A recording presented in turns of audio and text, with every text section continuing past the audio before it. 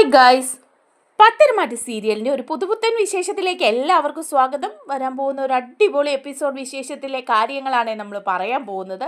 നല്ല രസമുള്ള സംഭവങ്ങളാണ് കേട്ടോ.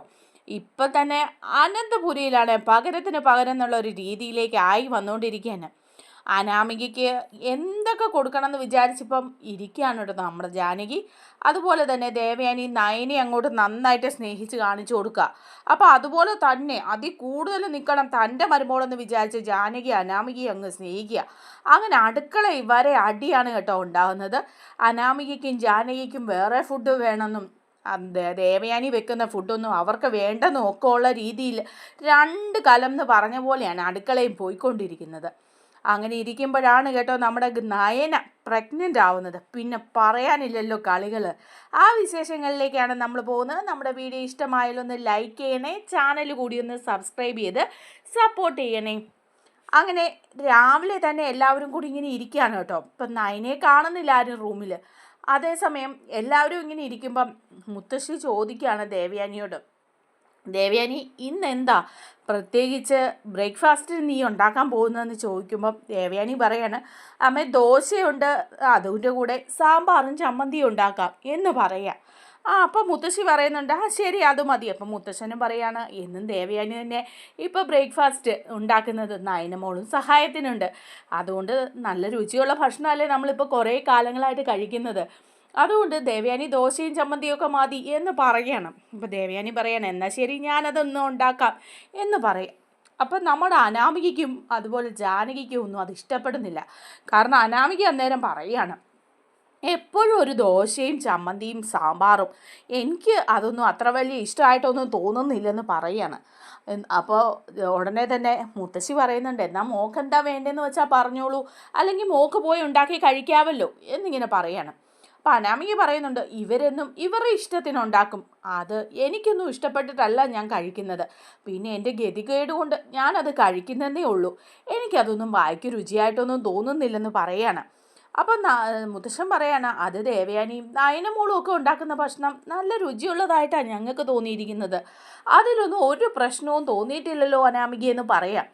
അപ്പോൾ അനാമിക പറയുന്നുണ്ട്, വല്യമ്മ ഉണ്ടാക്കുന്ന ഭക്ഷണമൊക്കെ വല്യമ്മയുടെ മരുമോൾക്ക് ഇഷ്ടപ്പെടുന്ന ഭക്ഷണമായിരിക്കും, പക്ഷേ അതൊന്നും എപ്പോഴും എനിക്ക് ഇഷ്ടപ്പെടുന്നില്ല. പിന്നെ ഇവിടെ ഞങ്ങൾക്ക് പറയാൻ വോയിസ് ഇല്ലല്ലോ, കാരണം എന്തെങ്കിലുമൊക്കെ ഉണ്ടാക്കി വെച്ചാൽ അത് കഴിച്ചിട്ട് എണീറ്റ് പോയിക്കോണം, അങ്ങനെയാണ്.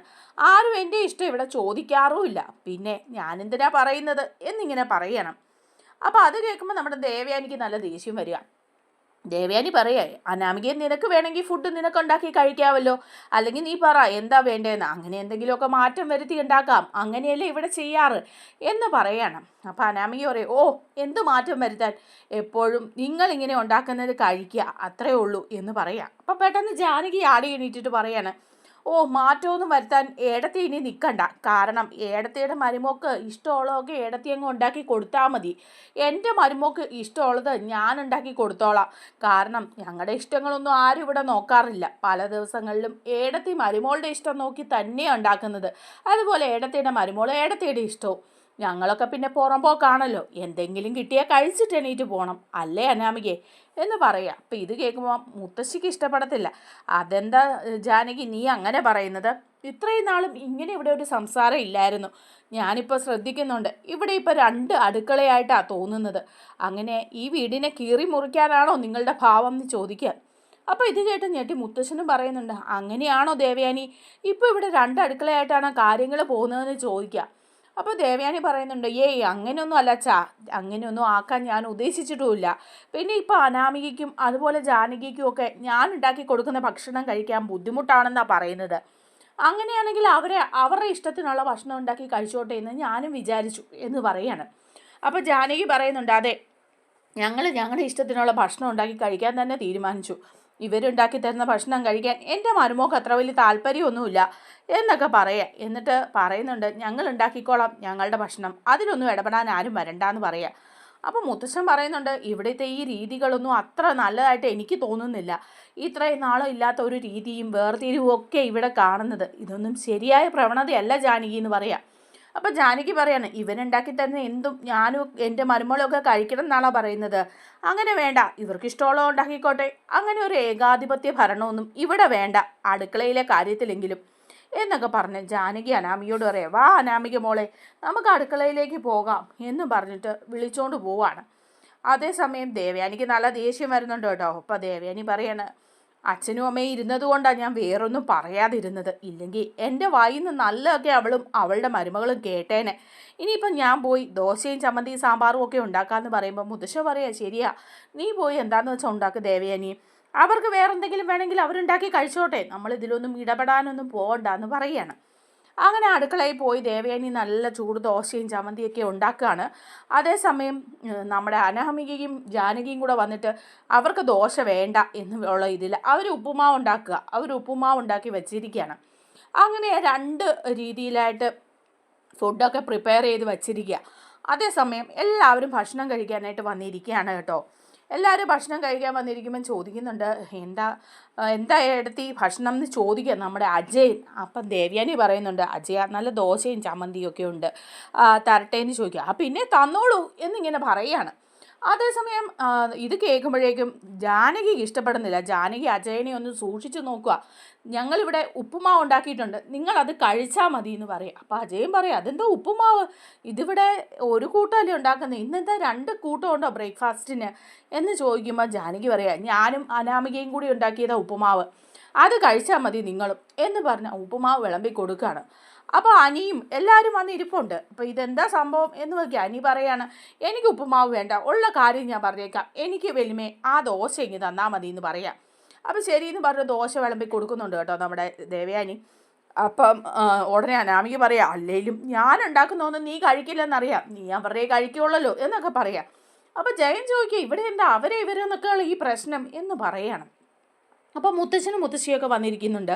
അവർക്കും ദേവയാനി ദോശയും ചമ്മന്തിയൊക്കെയാണ് കേട്ടോ കൊടുക്കുന്നത്. അങ്ങനെ എല്ലാവർക്കും വിളമ്പി കൊടുത്തുകൊണ്ടിരിക്കുമ്പോഴേക്കും നല്ല സാമ്പാറിൻ്റെ മണമൊക്കെ ഇങ്ങനെ വരികയാണ്. വരുമ്പോഴത്തേക്കും ഉടനെ അജയൻ ചോദിക്കുന്നുണ്ട്, നല്ല സാമ്പാറിൻ്റെ മണം വരുന്നുണ്ടല്ലോ, ഏടത്തി കുറച്ച് സാമ്പാർ ഈ ഉപ്പുമാവിലോട്ട് ഒഴിച്ചേ എന്ന് പറയുമ്പം ജാനകി അജയനെ ഇങ്ങനെ രൂക്ഷമായിട്ട് ഇങ്ങനെ നോക്കുകയാണ്. അപ്പോൾ ദേവയാനി അജയൻ ഒരു പേടി പോലെ വരുന്നുണ്ടെങ്കിലും ദേവയാനി കൊണ്ടുവന്ന് സാമ്പാറൊക്കെ ഒഴിച്ചു കൊടുക്കുന്നുണ്ട്. അപ്പം അജയൻ പറയാം, നല്ല സൂപ്പർ ടേസ്റ്റ് സാമ്പാർ, ഉപ്പുമാവിൻ്റെ കൂടെ സാമ്പാർ കൂട്ടി കഴിച്ചാണ്ടല്ലോ എന്ത് ടേസ്റ്റാണെന്നറിയാമോ ജാനകി, ആ ഉപ്പുമാവിലോട്ട് ഇത്തിരി സാമ്പാർ കൂടി ഒഴിച്ച് കഴിക്കുക എന്ന് പറയുമ്പം ജാനകി ഇഷ്ടമില്ലാതെ ഇങ്ങനെ നോക്കുകയാണ് കേട്ടോ. ജലജയാണെങ്കിലും ജാനകിയുടെ അനാമികയുടെ ഉപ്പുമാവാണ് കേട്ടോ കഴിക്കുന്നത്. അപ്പോൾ ജലജയ്ക്കും അതിനത്ര ടേസ്റ്റൊന്നും തോന്നുന്നില്ലെങ്കിലും മറ്റവരോടുള്ള ദേഷ്യത്തിന് ഇവരുടെ കൂടെ നിൽക്കാൻ വേണ്ടി ജലജയും ഈ ഉപ്പുമാവ് കഴിച്ചുകൊണ്ടിങ്ങനെ ഇരിക്കുക. അതേ സമയത്ത് നമ്മുടെ നയന മാത്രം ഇറങ്ങി വന്നിട്ടില്ല കേട്ടോ ഫുഡ് കഴിക്കാനായിട്ട്. ആദർശാണെങ്കിൽ ഓഫീസിലേക്ക് പോവുകയും ചെയ്തു. അപ്പോഴത്തേക്കും മുത്തശ്ശൻ ചോദിക്കുന്നുണ്ട്, നയനമോളെ കണ്ടില്ലല്ലോ, എന്താ മോളിന്ന് അടുക്കളയിലേട്ടൊന്നും വന്നില്ലേ ദേവയാനി എന്ന് ചോദിക്കുക. അപ്പോൾ ദേവയാനി പറയുന്നുണ്ട്, ഇല്ല മോളിന്ന് അടുക്കളയിലേക്കൊന്നും വന്നില്ല, ഇന്നലെയും മോക്ക് വയ്യായിരുന്നു, ചെറിയൊരു പനിയും തലവേദനയൊക്കെ ഉണ്ടായിരുന്നു. ആദർശ് പോയപ്പോഴും ഞാൻ ചോദിച്ചതാ, അപ്പോൾ പറഞ്ഞു മോള് കിടക്കുകയാണ്, ചെറിയ തലവേദനയൊക്കെ ഉണ്ട് എന്ന് പറഞ്ഞു, അതുകൊണ്ടായിരിക്കും വരാത്തത്, മോൾ അവിടെ കാണും റൂമിൽ, ഞാനത് കാരണം വിളിക്കാനും പോയില്ല എന്ന് പറയാം. അപ്പോൾ മുത്തശ്ശി പറയാം, ദേവയാനി നീ ചെന്നൊന്ന് വിളിച്ചിട്ട് വാ, എന്താ പറ്റിയ നയനമോക്കെന്ന് അറിയില്ലല്ലോ, ഭക്ഷണം കഴിക്കാൻ ചെന്ന് വിളിച്ചുകൊണ്ട് വാ, അവളും വന്ന് ബ്രേക്ക്ഫാസ്റ്റ് കഴിക്കട്ടെ എന്നൊക്കെ പറയുകയാണ്. അപ്പോൾ ദേവയാനി പറയുന്നുണ്ട്, ശരിയമ്മേ ഞാൻ ചെല്ലാം, ഞാൻ വിളിക്കാൻ പോകണമെന്ന് ഓർത്തതാണ്, പിന്നെ വയ്യെങ്കിൽ മോള് കിടന്നോട്ടെ എന്നോർത്ത് ഞാൻ ഇരുന്നാണെന്ന് പറഞ്ഞിട്ട് ദേവയാനി പോവുകയാണ്. ദേവയാനി ചെല്ലുമ്പോൾ നയന കിടക്കുകയാണ് കേട്ടോ തീരെ വയ്യാതെ.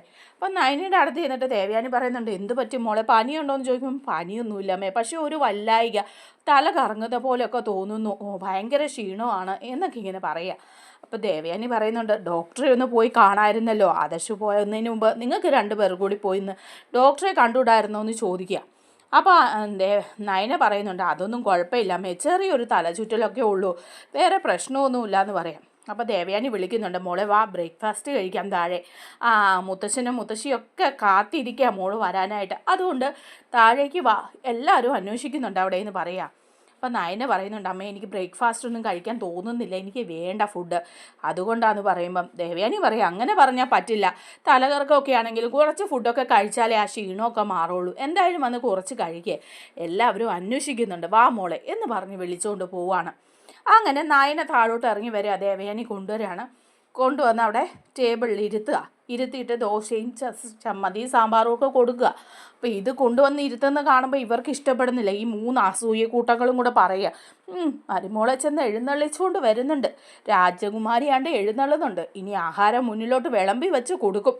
എന്തൊരു സൗകര്യവാ ദരിദ്രവാസി കനകയുടെയും ഗോവിന്ദൻ്റെയും മകൾക്ക് രാജകുമാരിയെ പോലെയല്ലേ ഈ അനന്തപുരിയിൽ കഴിയുന്നത് എന്ന് ജലജ പറയുക. അപ്പോൾ അനാമികയും പറയുക, അതെ, അവളെ എഴുന്നള്ളിക്കാൻ 100 പേരുണ്ടല്ലോ, അതുകൊണ്ട് പിന്നെ കുഴപ്പമില്ല, അവളുടെയൊക്കെ ഒരു സമയം എന്നൊക്കെ പറഞ്ഞ് അവർ 3 കൂടെ അങ്ങോട്ടും ഇങ്ങോട്ടും കുശുമ്പ് പറഞ്ഞ് നോക്കിയിരിക്കുക. അപ്പോൾ ഇത് അനി കേൾക്കുന്നുണ്ട്. അനിക്കതൊന്നും അത്ര ഇഷ്ടപ്പെടുന്നില്ല. അനി അനാമിക ഇങ്ങനെ രൂക്ഷമായിട്ട് നോക്കുന്നൊക്കെയുണ്ട്. അങ്ങനെ നയനെ കൊണ്ടിരുത്തി ഭക്ഷണമൊക്കെ വിളമ്പി കൊടുക്കുകയാണ് ദേവയാനി. അങ്ങനെ ഭക്ഷണം കഴിക്കുകയാണ്. നയനെ അപ്പോഴേക്കും ദോശയൊക്കെ കഴിച്ചുകൊണ്ടിരിക്കുക. അങ്ങനെ എല്ലാവരും ഭക്ഷണം കഴിച്ച് സംസാരിച്ചുകൊണ്ടിരിക്കുന്നതിൻ്റെ ഇടയിൽ തന്നെ നയന എണീറ്റ് ഓടുകയാണ് കേട്ടോ. നയനയ്ക്ക് അന്നേരം ഛർദ്ദിക്കാനായിട്ട് ഇങ്ങനെ വരികയാണ്. അപ്പോൾ ഓടി വാഷ് ബേസിൻ്റെ അങ്ങോട്ട് പോവുക. അപ്പോൾ ഇത് കണ്ടിട്ട് അവിടെ പോയി നയന ഇങ്ങനെ ഛർദ്ദിക്കുകയാണ്. അപ്പോൾ ഇത് കാണുമ്പോൾ നമ്മുടെ അനാമികയ്ക്ക് അങ്ങ് ദേഷ്യം വരിക. അനാമിക മനസ്സിലിങ്ങനെ ആലോചിക്കുകയാണ്, നാശം പിടിക്കാൻ എന്നിങ്ങനെ അപ്പോൾ മുത്തശ്ശി ചോദിക്കുന്നുണ്ട്, എന്താ പറ്റിയ നയനമോൾക്ക്, എന്താ ഇപ്പം നയനമോൾ ഇങ്ങനെ മനമറിഞ്ഞൊക്കെ പോയത് എന്നൊക്കെ ഇങ്ങനെ പറയുക. അപ്പോഴേക്കും ഉടനെ തന്നെ പറയുകയാണ് കേട്ടോ നമ്മുടെ ജലജ, അതിപ്പോൾ എന്ത് പറ്റാനാ, അതുള്ള എന്തൊക്കെയോ വാരി വലിച്ച് കഴിച്ചു, അത് ദഹിക്കാതെ ഇരിക്കുന്നതാ. ആർത്തിയല്ലേ, ആർത്തി കൊണ്ട് കഴിച്ചതാ. എന്നിട്ട് രാവിലെ എന്നാൽ ഒരു നേരം കഴിക്കാതിരുന്നേക്കാന്ന് വിചാരിച്ചില്ല, ഓടിപ്പടച്ച് വന്ന ആഹാരത്തിന് മുമ്പിൽ ഇന്ന് വാരി വലിച്ച് കഴിക്കാൻ പോയി. അപ്പം മനം അറിഞ്ഞു കാണും, ദഹിക്കാതെ വല്ലതൊക്കെ വയറ്റി കിടപ്പുണ്ടായിരിക്കും എന്ന് പറയാണ്. അപ്പോൾ മുത്തശ്ശൻ പറയുന്നുണ്ട്, ജലജ നീ വായടച്ചിരുന്നോണം, വെറുതെ ആവശ്യമില്ലാത്ത കാര്യം പറയരുത് നയനമോളെക്കുറിച്ച്. അങ്ങനെ വാരി വലിച്ച് കഴിച്ച് അസുഖം വരാനാണെങ്കിലേ നിനക്കേ ഈ വീട്ടിൽ ആദ്യം വരുള്ളൂ. എന്ത് ഭക്ഷണം കണ്ടാലും ആർത്തി പിടിച്ച് വയറ് നിറച്ച് വാരി വലിച്ച് കഴിക്കുന്നത് നീയല്ലേ ഈ വീട്ടിൽ. എന്നിട്ട് നിനക്ക് ആ പ്രശ്നമൊന്നും ഉണ്ടായില്ലല്ലോ. നീ വാ തുറക്കുന്നത് തന്നെ കുശുമ്പ് പറയാനും ഭക്ഷണം കഴിക്കാനും മാത്രമല്ലേ ജലജെ. എന്നിട്ട് മറ്റൊരാളെ കുറ്റം പറയുന്നു. നയനമോൾക്ക് എന്തോ മേലായികയുണ്ട്, അതുകൊണ്ടാണ് ഇങ്ങനെ സംഭവിച്ചത്, അല്ലാതല്ല. വെറുതെ അനാവശ്യം പറയരുത് നീ ഭക്ഷണത്തിന് മുമ്പിലിരുന്ന് എന്ന് മുത്തശ്ശൻ ദേഷ്യപ്പെടുകയാണ് ചെയ്യുന്നത്. അപ്പോഴേക്കും അനിയും പറയുന്നുണ്ട്, അതെ, എല്ലാവർക്കും അതാണല്ലോ ചിന്ത, നയന മാത്രമേ ഇവിടെ ഭക്ഷണം കഴിക്കുന്നുള്ളൂ എന്നൊക്കെ ഇങ്ങനെ പറയുക. അങ്ങനെ എല്ലാവരും സംസാരിച്ചിരിക്കുകയാണ്. അപ്പം നയനയ്ക്ക് വയ്യ. അപ്പം മുത്തശ്ശി പറയുന്നുണ്ട്, എന്താ നയനമോളെ എന്ന് ചോദിക്കുമ്പോൾ നയന പറയുക, മുത്തശ്ശി തീരെ വയ്യായിരുന്നു രാവിലെയൊക്കെ, ഇന്ന് 2 ദിവസമായിട്ട് ഭയങ്കര ക്ഷീണവും തലകറക്കവും ഒക്കെ ആയിരുന്നു, അതാ ഇങ്ങനെ സംഭവിച്ചതെന്ന് പറയുക. അപ്പം നമ്മുടെ അനാമികയ്ക്കും ജലജയ്ക്കും ജാനകിക്കും ഒന്നും ഇഷ്ടപ്പെടുന്നില്ല. ഓ എന്ത് കുന്തം. അപ്പം മുത്തശ്ശി പറയാണ്, ഡോക്ടറെ കാണാൻ മേലായിരുന്നോ, നീ മോളും ആദർശം കൂടെ പോയിട്ട് ഡോക്ടറെ ഒന്ന് കണ്ടുകൂടെ എന്ന് ചോദിക്കുമ്പം നയന പറയുന്നുണ്ട്, അത്രയ്ക്ക് പ്രശ്നമൊന്നുമില്ല മുത്തശ്ശി എന്ന് പറയുക. അപ്പോൾ ഉടനെ അനാമിക പറയും, അവളെ എന്നാൽ എടുത്ത് ഹോസ്പിറ്റലിലേക്ക് കൊണ്ടുപോ, രാജകുമാരിയല്ലേ, അവളെ എടുത്ത് കൊണ്ടുപോ, അതാ വേണ്ടത്, എന്തൊരു ഗതികേടാണെന്ന് നോക്കണേ എന്നൊക്കെ ഇങ്ങനെ പറയുകയാണ് അനാമിക.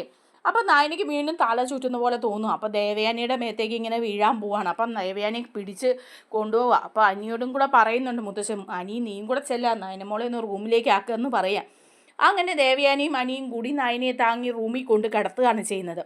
എന്നിട്ട് മുത്തശ്ശൻ പറയുന്നുണ്ട്, ഡോക്ടറെ പെട്ടെന്ന് തന്നെ വിളിക്ക് ദേവയാനി, എന്താ മോക്കെന്ന് അറിയില്ലല്ലോ ഇങ്ങനെ പെട്ടെന്ന് തലചുറ്റിലൊക്കെ വരുന്നേ എന്ന് പറയും. അങ്ങനെ ദേവയാനി ഡോക്ടറെ വിളിച്ച് വരുത്തുന്നുണ്ട് കേട്ടോ. ഡോക്ടർ വരികയാണ്. ഡോക്ടർ വന്ന് നയനയെ ശ്രദ്ധിക്കുന്നൊക്കെയുണ്ട്. നയന റൂമിൽ കിടക്കുക. അപ്പോൾ ദേവയാനി നയനയുടെ കൂടെ അടുത്ത് തന്നെയുണ്ട്. അപ്പോൾ ഡോക്ടർ നോക്കിയിട്ട് ഇങ്ങനെ നിൽക്കുകയാണ്. അപ്പം ദേവയാനി ചോദിക്കുന്നുണ്ട്, എന്താ ഡോക്ടറെ, നയനമോക്ക് എന്താ പറ്റിയത്, ഹോസ്പിറ്റലിലോട്ടാക്കണോ, ആദർശ് മോനെ വിളിച്ച് വരുത്തണോ, എന്തെങ്കിലും പ്രത്യേകിച്ച് അസുഖം ഉണ്ടോ എന്നൊക്കെ ചോദിക്കുക. അപ്പം ഡോക്ടർ പറയുക, എന്താ പ്രത്യേകിച്ച് അസുഖം, നയനയ്ക്ക് പ്രത്യേകിച്ച് ഒരസുഖവും ഇല്ല. ദേവയാനി, നിങ്ങളും ഒന്ന് പ്രസവിച്ചതല്ലേ, നിങ്ങളും ഒന്ന് അമ്മയായതല്ലേ, നിങ്ങൾക്കും അറിയില്ലേ ഗർഭിണിയായ പെൺകുട്ടികൾക്ക് ക്ഷീണവും തലചുറ്റലും ഛർദിയും ഒക്കെ ഉണ്ടാവുമെന്ന്. അതുപോലെ ചില കാര്യങ്ങളൊക്കെയാണ് നയനയ്ക്കും സംഭവിച്ചത്, അല്ലാതെ പ്രത്യേകിച്ച് ഒരു അസുഖവും ഇല്ല. ഇനിയിപ്പോൾ ചില കാര്യങ്ങളൊക്കെ ശ്രദ്ധിക്കേണ്ടതുണ്ട്. നന്നായിട്ട് ഉറങ്ങണം, നന്നായിട്ട് ഭക്ഷണം കഴിക്കണം, അതുപോലെ ഭാരപ്പെട്ട ജോലികളൊന്നും ചെയ്യാൻ മേല. അങ്ങനെ നയനയുടെ കാര്യങ്ങളൊക്കെ കുറച്ചുകൂടി ശ്രദ്ധിക്കണം.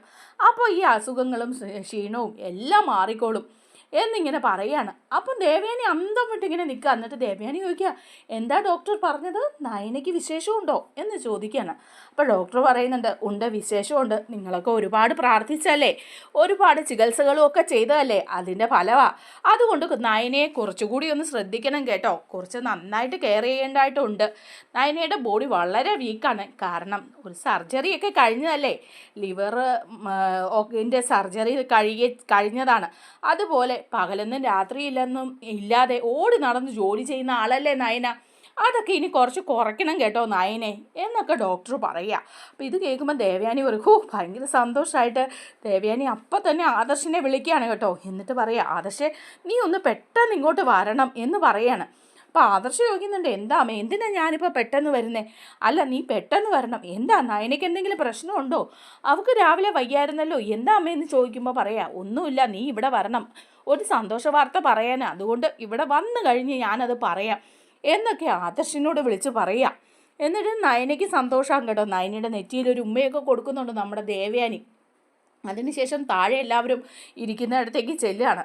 ചെന്നിട്ട് ദേവയാനി പറയുന്നുണ്ട്, അച്ഛാ അമ്മേ ഒരു സന്തോഷ വാർത്തയുണ്ട് എന്ന് പറയാം. അപ്പോൾ മുത്തശ്ശൻ ചോദിക്കും, എന്താണെന്ന് ചോദിക്കുമ്പോൾ പറയുന്നുണ്ട്, അത് നയന മോള് ഗർഭിണിയാണെന്ന് പറയാണ് കേട്ടോ.